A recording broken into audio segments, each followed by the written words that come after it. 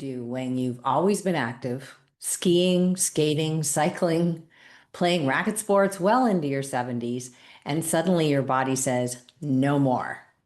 Let me tell you about June. By her 70th birthday, chronic pain had crept in. June is not a real name, of course. Nights were sleepless, and the joy of walking had vanished, and she was picturing a future where she was trapped in a chair, watching life just go by. Does this sound familiar? If you've ever felt betrayed by your body, if you've tried using everything from physio to pills to just feeling stuck, well, then this episode is for you. Welcome to the Midlife Reset Podcast, episode number 17. I'm Cheryl Gordon. I'm a yoga therapist, and I educate midlife women on losing weight, feeling stronger, and sleeping better using the tools of yoga and mindfulness. Today, I'm sharing how simple and time-tested movement practice, it's called the Joint Freeing Series, helped June regain her mobility, ease her pain, and even improve her sleep.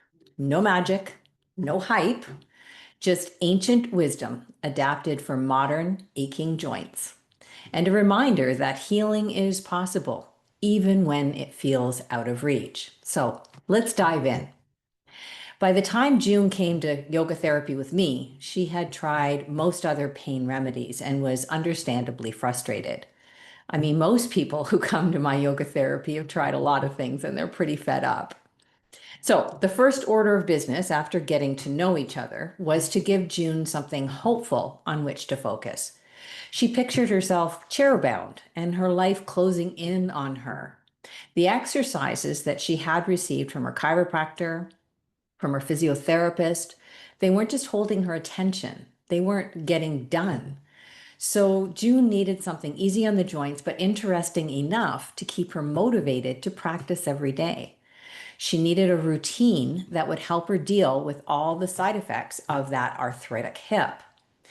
Now, chronic joint pain is about more than just a knee or a hip. As you can imagine, in June's case, her worries and her frustrations about her narrowing activity opportunities were causing as much pain as the actual arthritis.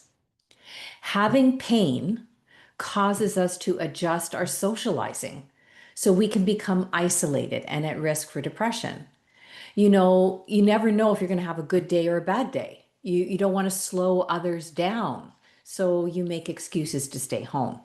And gradually, June's social circle was narrowing. Even during family gatherings, she had to stay parked on the couch while the younger ones played soccer or headed to the basement rec room for video games. This was not her normal adventurous personality.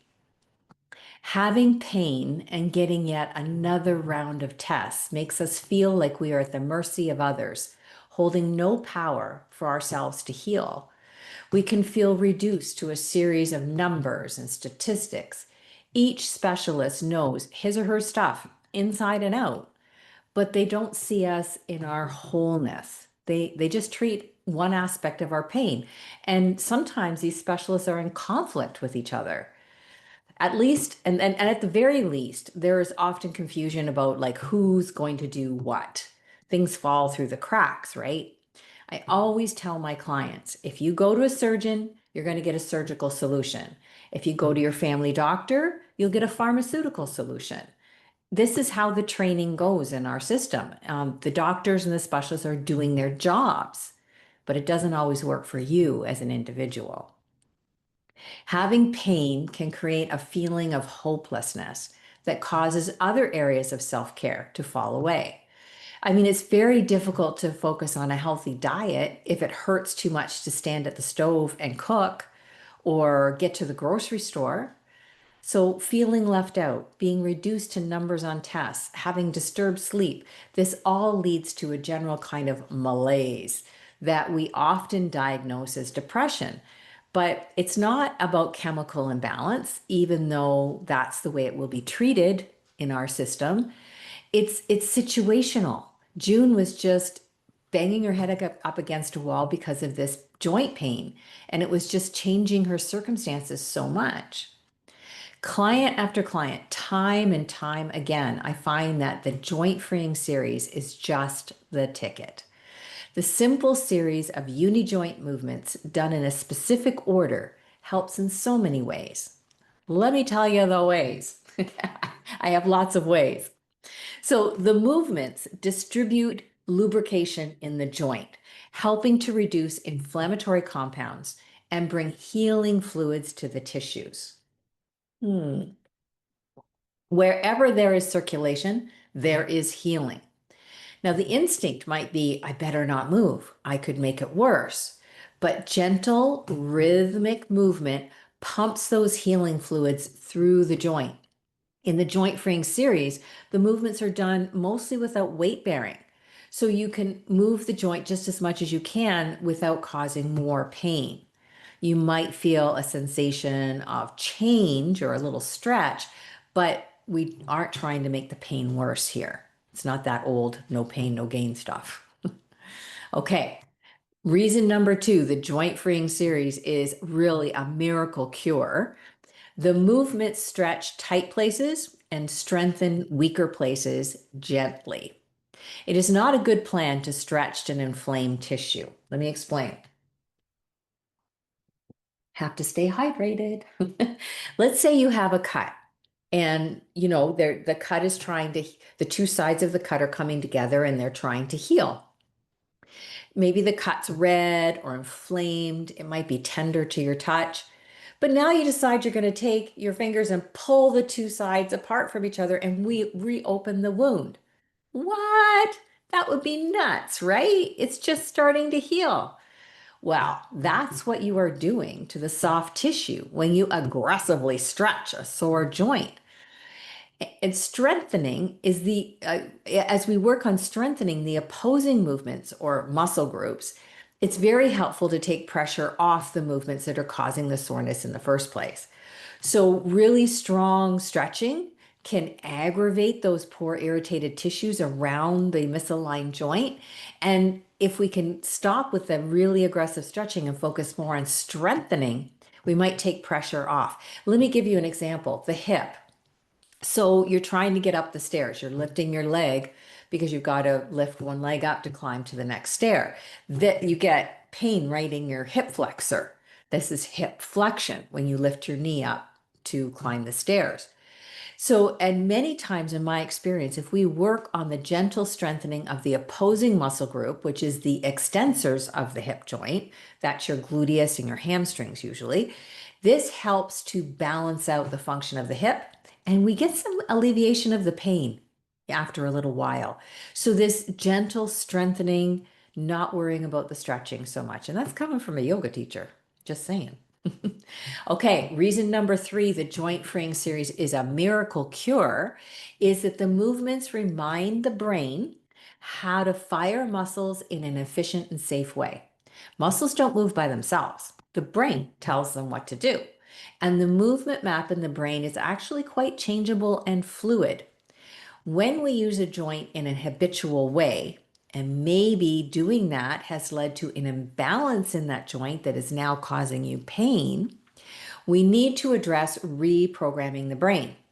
This has a fancy name. It's called neuromuscular reprogramming. To be successful, movements need to be repeated often in the corrected pattern with a calm frame of mind. That's an important point, calm frame of mind. And the joint freeing series does just this. Part of the magic is the focus on the breath and the slow pace. This keeps the nervous system in a learning mode. Reason number four that the joint freeing series is a miracle cure is that the breath pattern, just that in and out through the nose, is soothing to the nervous system. It can alleviate our impression of pain. So the breathing in the joint freeing series not only keeps us in that learning state of mind, but it also changes, I mean, literally changes the way the brain is receiving sensory signals from your body. The classic story my teacher used to tell was about the paper cut at work. It always would hurt way more than if you got the same paper cut at home on a Sunday afternoon when you're relaxing, reading the comics section of the newspaper. Does anybody read comics in the newspaper anymore? But years ago, when I heard this story, it made a lot of sense. So, mindset deeply affects how we are receiving signals from our environment. It's not that your joint is magically better, it's just that the way the brain's thinking about things has changed. And this alleviates your impression of the pain. Our fifth reason why the joint freeing series is a miracle cure is that the practice is ordered in such a way as to engage the brain, like a meditation in motion. This helps to wire new ways of thinking that are less focused on the pain. In June's case, her worries about becoming wheelchair bound or being able to still live in her own home were causing her sleepless nights.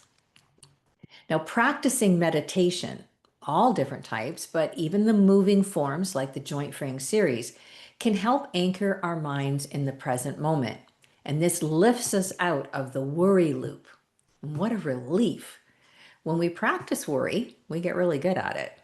When we practice focusing on pure patterns of movement, we get better and better at that. So, what is a pleasant surprise benefit for June, though? Her sleeping improved. So, you know, we often look for really complicated solutions to our problems because our problems feel overwhelming. But honestly, in so many situations, the simple approach is the most accessible and the most effective. The joint freeing series is a prime example. The movements are simple. Each joint is moved in a single range just on its own. We call this uni joint movement, like you're just doing the wrist. You can really concentrate and feel each sensation independently. So, what happened with June?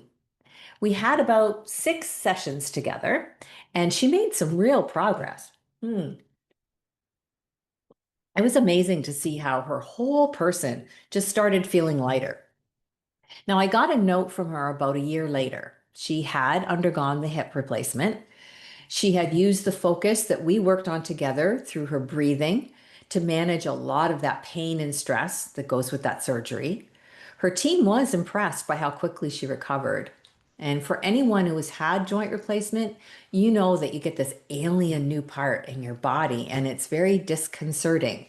There's just layers of trauma to process when you come through joint replacement. So June used her skills that she gained in yoga therapy to kind of work through all of that. So I do recommend a specific protocol for hip and knee joint replacement called Release and Strengthen. I'll put a link to that in the show notes. June took advantage of the convenience of the home videos. Instead of booking private sessions with me while she was going through all of this, she could just do her prehab and her rehab at home at her own convenience. And if you want to learn how to use this program for prehab, check out episode 15 of this podcast. I cover all the reasons why preparing for joint replacement is just as important as the recovery after. And I'll put a link to episode 15 in the show notes as well. So, do you have to be in desperate straits like June to try the joint freeing series? Hell no. I use a version of this protocol every day. I am a huge believer in keeping that pure movement pattern fresh in my brain. I'll do the standing version before my sun salutations in the morning. I'll do the supine version in my bed at night to help me kind of discharge and relax for sleep. I can base a whole yoga class on the classic version because I know my students are benefiting from this attention to each joint and this mindful meditative process. So, can you imagine why you wouldn't start the joint freeing series today? I know I've been doing a really big sales pitch for it, right? But I believe so strongly in the importance of this practice. I give the program away for free. There's absolutely no charge. I think everybody needs to stay movement oriented. And this protocol is ancient, it's time tested, and I've adapted it so most people can do it safely. Please use the link in the show notes to access the free joint freeing series now. It is completely free. There are 4 videos that demonstrate the standing version I mentioned, a chair-based version, so you don't have to get up and down from the floor. So sore knees and hips really like that one.